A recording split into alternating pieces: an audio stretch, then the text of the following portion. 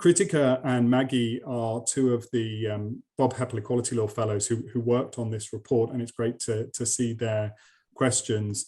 I think, for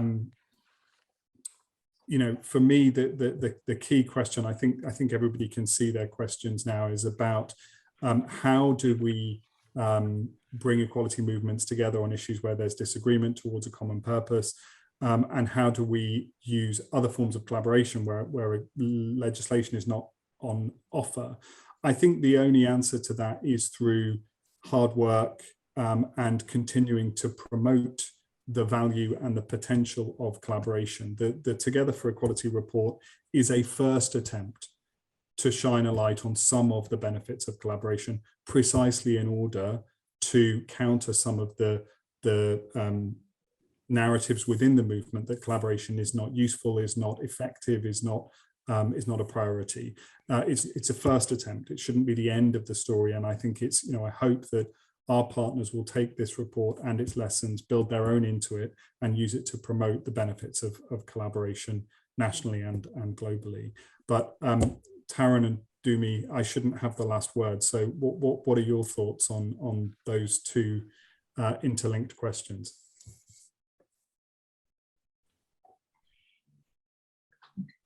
I don't know who's going first. You both probably. You go first. Tarun, you go first this time. Well, so just very quickly, I think the problem is, and it's a real problem, I don't think it's an imagined problem, that established groups do rightly say the possibility of a dilution of their political power, their voice, if it's shared.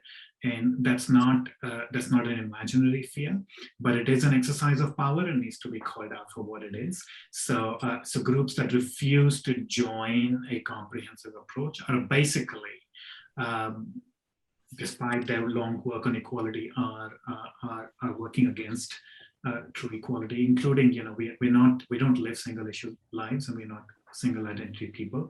So even for their own members, they're damaging the life prospects of their own catering group by refusing to join the comprehensiveness agenda. So I think within the social justice movement, they need to be called out for refusing to do that. It's a power move. Oh, thank you, Tarun. And Dumiso? Thank you. I think, just on the last question, because I answered one on text, I think it's really about, solidarity, authentic engagement, and recognizing, particularly when you're, when it's community-led, as in you have, those who are disenfranchised, excluded, as the leadership in civil society, it's so much more easier to make sure that it's not just, the survivor of the injustice. It's not just limited to a linear sort of indicator of success. And so I think that really does speak to having the lived experiences, particularly in sort of managing some of the issues that aren't always, easily documented within the court, within the context of, a strategic litigation or a legal petition, especially when you're speaking about, petitioners who are unemployed, petitioners who still experience discrimination, or those who are displaced from their homes as a result of that sort of action.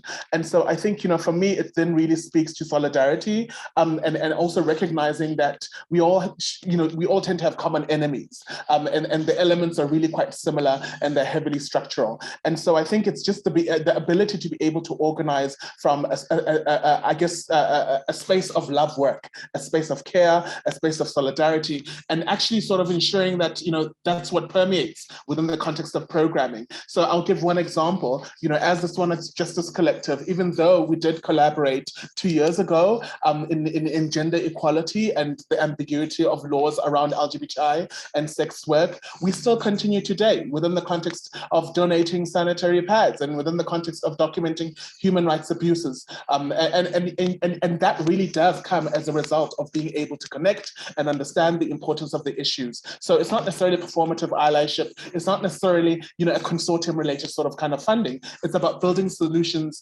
within the context of our work. And I really think that speaks to feminist practice purpose, a feminist leadership and feminist action as a result of just the different experiences that we have and being able to connect beyond just the talk shops, beyond the advocacy mechanisms and the campaigns, and being able to sort of weave that in within the context of our grant applications, or in instances where maybe government might, request contributions, and we're able to tap on each other for expertise and constituents. Thank you.